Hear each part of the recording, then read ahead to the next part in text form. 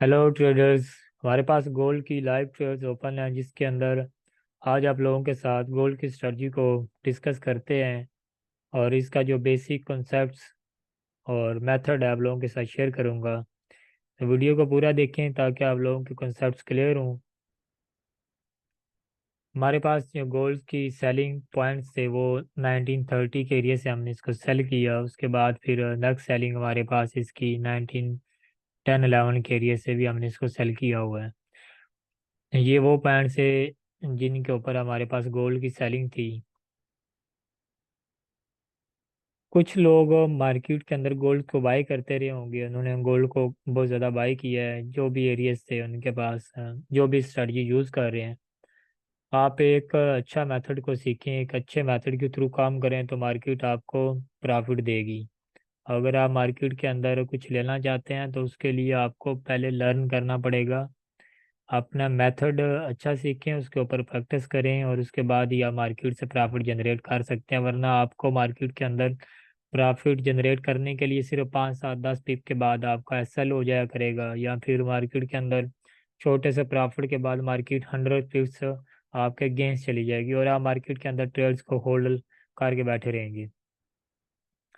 तो हमारे पास जो इसका स्ट्रक्चर पॉइंट ऑफ व्यू था, हमारे पास मार्केट के जो लाइव एंट्री पॉइंट थे वो ये थे। इस एरिया से हमने इसको सेलिंग की और ये वो पॉइंट थे जहाँ से 1 2 3 हमारे पास हुआ। एबीसी वे भी यहाँ पे बिल्कुल क्लियर है।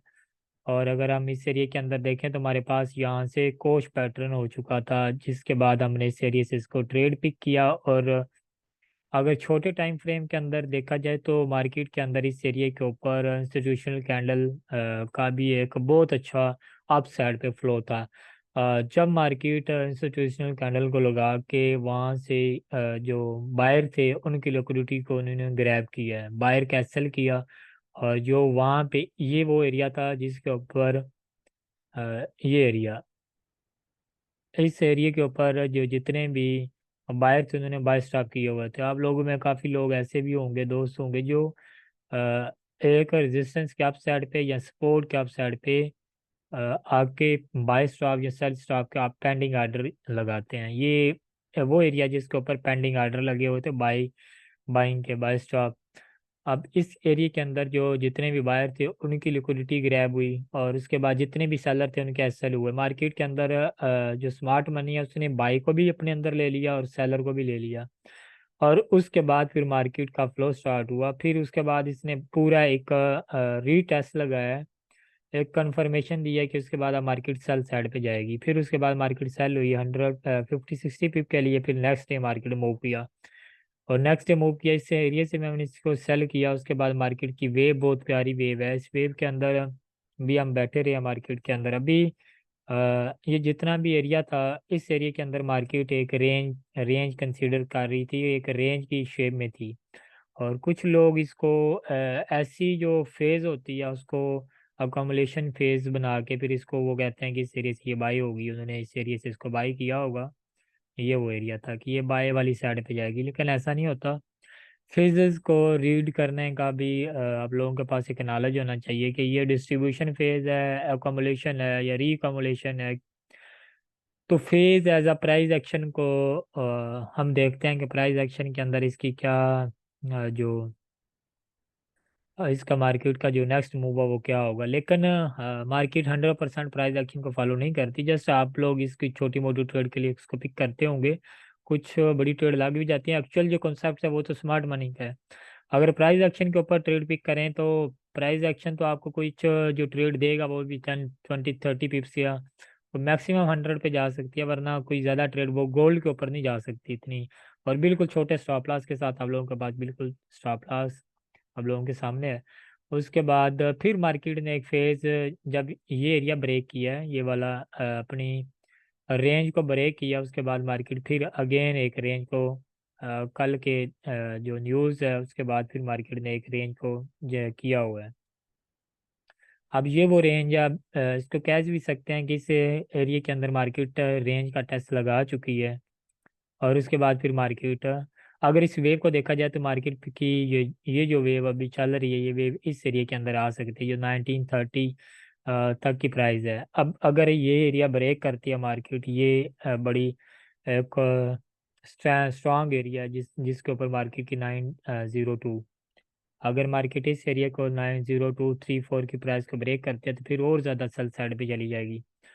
जब तक इस एरिया से नीचे ये जो हमारे पास इसकी लास्ट प्राइस थी आज के डे की 197 प्लस में कुछ पॉइंट्स हैं, अगर H1 की कैंडल इस एरिया को ब्रेक करती है तो फिर इस एरिया के अंदर आ जाएगी मार्केट। अगर ये एरिया ब्रेक ना करे तो फिर अप साइड में मूव करेगी, फिर रेंज वाली साइड पे चली जाएगी। फिर नेक्स्ट है कि यहाँ से या थोड़ा अप साइड पे वेव डाउन साइड में निकाले। और अगर ये एरिया भी ब्रेक होता है तो फिर मार्केट नेक्स्ट डे भी सेल साइड पे, फ्राइडे की जो ओपनिंग होगी लास्ट, जो जितना भी ये वीक का ड्यूरेशन है फिर सेल साइड पे चलती रहेगी। तो ये तो मार्केट का जो एक ट्रेंडिंग पॉइंट है व्यू, ये तो अभी वो चल रहा है।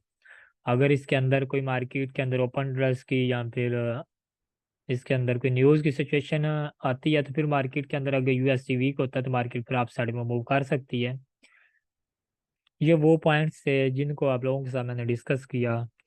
इससे अपने जो कॉन्सेप्ट्स हैं उनको क्लियर करें। अपने कॉन्सेप्ट्स क्लियर करने से ये नहीं होगा कि आप लोग इसी को चार्ट पे लगाएं, एक ही दिन के अंदर आप लगाने के बाद आप समझें कि अब मैंने ये ट्रेड पिक किए हैं तो आप लोग भी पिक करें। और उसके बाद जो रिजल्ट्स होंगे फिर कुछ लोग कहते हैं कि मार्केट में रिजल्ट्स नहीं निकलते, निकल रहे हैं, नहीं निकल रहे। देखिए जो जितना भी मेरे पास टाइम लिमिटेड है, आप लोगों के साथ मैंने एक कॉन्सेप्ट शेयर किया है। इसके बैक साइड पे जो रीज़न है, इस बैक साइड पे जितने भी पॉइंट्स हैं, टिप्स ट्रिक्स हैं, जो भी मैं ब्रीक अगर डेप्थ में जाए जितना भी नॉलेज है वो मैं आप लोगों को 5-10 मिनट की वीडियोस के अंदर शेयर नहीं कर सकता। जस्ट आप लोगों के साथ एक कॉन्सेप्ट क्लियर किया है। और उसके बाद एक कॉन्सेप्ट्स को लेके आप चलें मार्केट के अंदर। ये जो मेथड है, मेथड के अंदर जितनी भी डेप्थ है, अब मैंने मेथड का पॉइंट ऑफ व्यू आप लोगों को दिया कि ये एक मेथड है, इस मेथड के अंदर ये चीज़ चल रही है और ये होता है। अब हर ट्रेडर का एक अपना मेथड है। इस मेथड के ऊपर मेरे पास पहले भी आप लोगों के पास काफ़ी वीडियोस पड़ी हुई होंगी यूट्यूब पे, औरों की भी, मेरी भी पड़ी हैं। अब मेथड की जो मैं ओवरव्यू आप लोगों को देता हूँ, उसके अंदर जितनी भी बारीकी है, जितने भी पॉइंट्स हैं, जितने भी उसके अंदर डेप्थ में नॉलेज है, तो वो वही ट्रेडर जिसकी आप वीडियोस देखते हैं, चाहे वो यूट्यूब पे है या जहाँ भी बैठा हुआ है, या किसी की पीडीएफ आप लोगों के पास है या क्रैक कोर्स आपके पास है, जब तक आप वो कोर्स देखते हैं, आपने कोर्स पूरा देख लिया, आपका कॉन्सेप्ट क्लियर हो गया, लेकिन उसके बाद आप डायरेक्ट ही उसकी जो इम्प्लीमेंटेशन करते हैं, उसकी प्रैक्टिस करते हैं, तो वहाँ पे आपको रिजल्ट्स कुछ और मिलते हैं।